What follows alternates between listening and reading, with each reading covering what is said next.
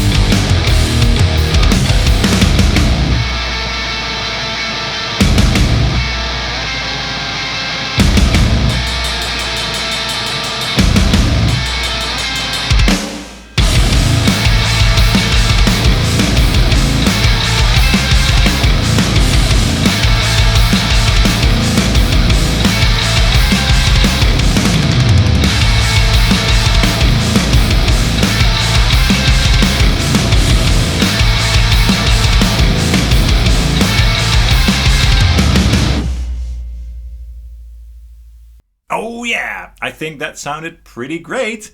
Very corny, if you will. My goal wasn't to recreate a specific tone from a specific album, but just to create an all-round sort of classic Korn tone. Now Korn obviously has two guitarists. We've got Monkey and we've got Head. They both play on 7-string guitars tuned down to A, both Ibanez and ESP LTD models. Mesa rectifiers in general, triple rectifiers in general, I believe, and various effects. Now I don't have all the exact gear pieces that the guys from Korn use, but I think that I got pretty close with the gear that I have. So let's take a look at all the lovely gear pieces that I used for that clip.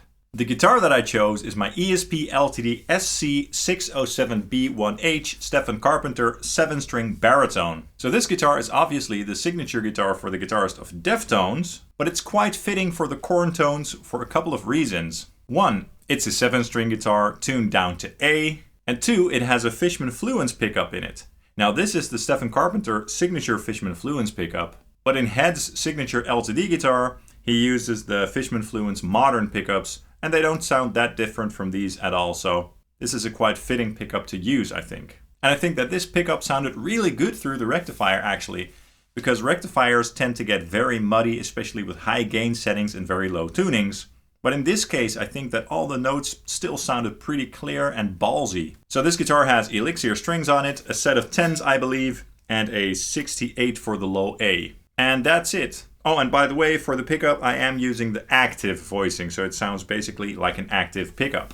Of course, Monkey uses his Ibanez guitars with DiMarzio pickups, I believe. I'm not entirely sure on that, but I don't have one of those, so I'm just going to stick with this guitar for this video. And I must say that I absolutely adore this wonderful guitar.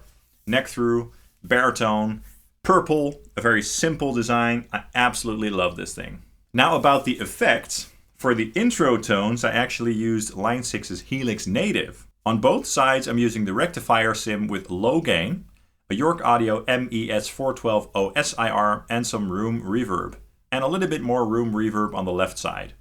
On the right side, I have a phaser with a fast speed up front for that extra effectsy sound. The guys from Korn like to use all sorts of effects throughout their songs, but this is just a little taste basically. Let's take a quick listen to this section with just the guitars isolated.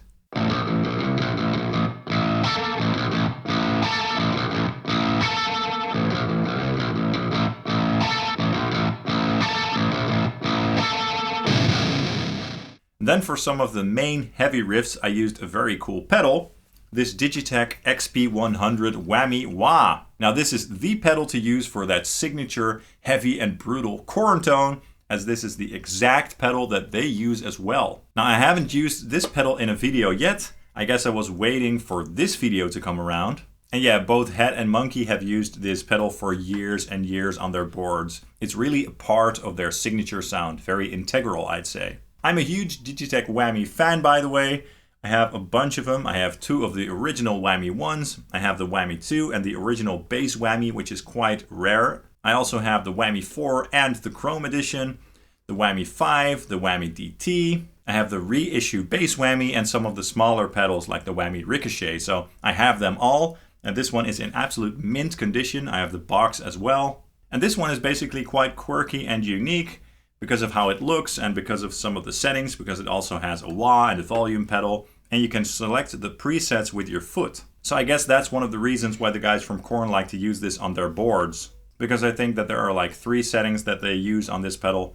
One of them is Program 21, which is the one that I'm using for this video, and that's a setting that they like to use a lot in their songs. Anyway, so I was very stoked to be able to use this in a video. I basically had an excuse this time. Let's take a quick listen to the parts with this effect in an isolated setting. Here we go.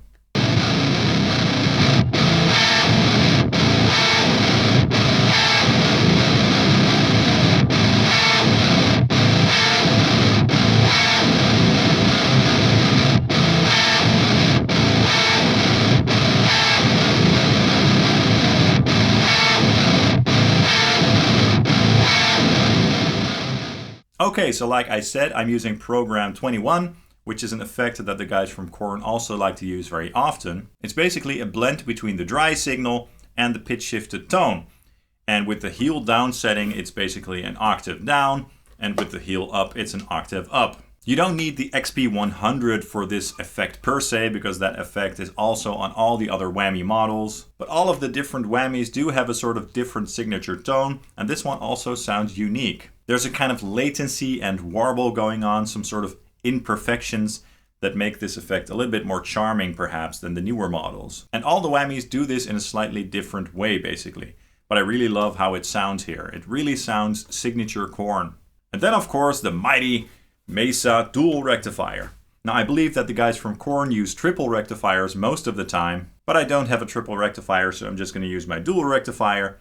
And yeah, I love this amplifier. It basically never gets old. And I use it on the channel all the time, as some of you might already know. I'm on channel 3, the red channel on modern mode, which is where I'm usually at with this amplifier. It sounds absolutely huge. Nothing too crazy in terms of settings, just plenty of gain.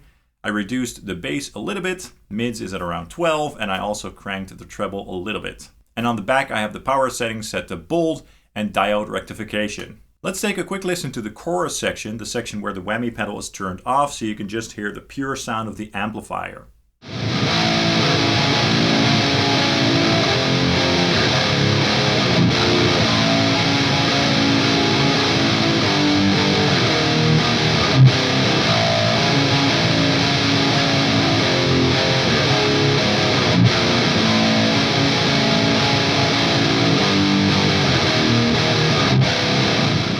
Sounds pretty beautiful, right? Now I'm telling you, this guitar sounds absolutely great through the rectifier. So articulate and tight, which is no small feat at all for this amplifier, trust me. The amp is being fed into my RedSeven Amplification Amp Central reactive load for that authentic speaker response, and then into a York Audio Impulse response, the same one from the ones that I used in Helix Native, which is of course the MES412 OS cabinet. And that's based on an oversized Mesa Boogie rectifier 4x12 cabinet loaded with V30s. Sounds absolutely huge and absolutely killer, and very signature Korn-y. And then in the DAW I'm just taking out some low end at around 80 Hz or so, and that's it. So how close did I come to the sound of Korn? Definitely let me know in the comments down below what your thoughts are. That's all for this video. I really hope you enjoyed it. If you did, please drop a like and a subscribe, as that really helps the channel out. I'd hugely appreciate that. And you can also follow Sonic Drive Studio on Facebook, Instagram, and Twitter. Thank you so much for watching, and I hope to see you guys very, very soon. Cheers.